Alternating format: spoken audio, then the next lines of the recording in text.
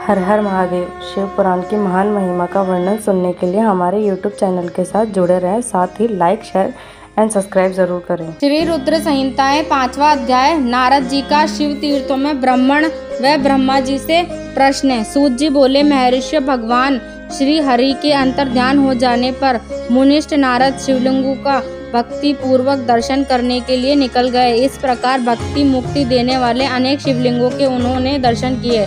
तब उन रुद्रगणों ने नारद जी को वहां देखा तो वह दोनों गण अपने शाप की मुक्ति के लिए उनके चरणों में गिर पड़े और उनसे प्रार्थना करने लगे कि वह उनका उद्धार करें।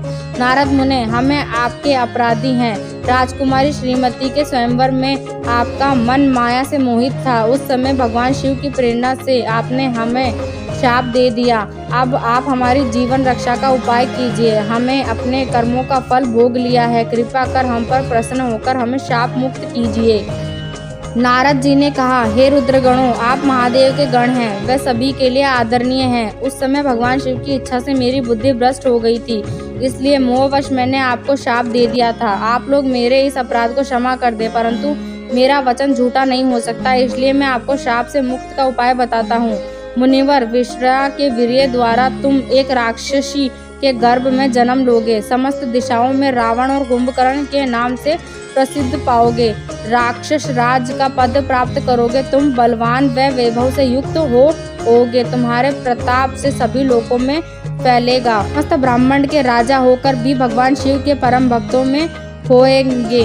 भगवान शिव के ही दूसरे स्वरूप श्री विष्णु के अवतार के हाथों से मृत्यु पाकर तुम्हारा उद्धार होगा तथा फिर अपने पद पर प्रतिष्ठित हो जाओगे। सूत जी कहने लगे कि इस प्रकार नारद जी का कथन सुनकर वो दोनों रुद्रगण प्रसन्न होते हुए वहां से चले गए और नारद जी भी आनंद से सराबोर हो मन ही मन शिव जी का ध्यान करते हुए शिव तीर्थों का दर्शन करने लगे। इस प्रकार भ्रमण करते करते हुए शिव की प्रिय नगरी काशीपुरी में पहुँचे और काशीनाथ के दर्शन कर उनकी पूजा उपासना की। श्री नारद जी शिव जी की भक्ति में डूबे उनका स्मरण करते हुए ब्रह्मलोक को चले गए। वहां पहुंचकर उन्होंने ब्रह्मा जी को आदर पूर्वक नमस्कार किया और उनकी स्तुति करने लगे। उस समय उनका हृदय शुद्ध हो चुका था और उनके हृदय में शिव जी के प्रति भावना ही थी और कुछ नहीं। नारद जी बोले, हे पितामह, आप तो परम ब्रह्म परमात्मा के स्वरूप को अच्छी प्रकार से जानते हो। आपकी कृपा से मैंने भगवान विष्णु के महात्म्य का ज्ञान प्राप्त किया है। भक्ति मार्ग, ज्ञान मार्ग, तपो मार्ग, दान मार्ग तथा तीर्थ मार्ग के बारे में जानना है, परंतु मैं शिव तत्व के ज्ञान को अभी तक नहीं जान पाया हूँ।